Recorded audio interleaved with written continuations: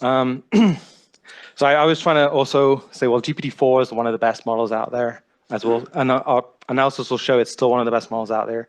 It's like, how hard is it to make GPT-4 hallucinate? So I'm from the UK. I decided to ask it a slightly odd question because we don't have presidents in the UK. And I said, well, who was the president of the UK in 1840?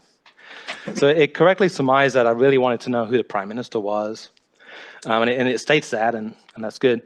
But then it proceeded to give me like two people who were presidents during 1840 when Queen Victoria was the monarch.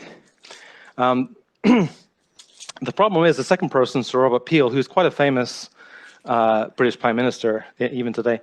He was actually in office from 1841. So the model was off by a year. This kind of more sort of subtle hallucination is really what you see in practice. Often the models are off slightly in a very believable way.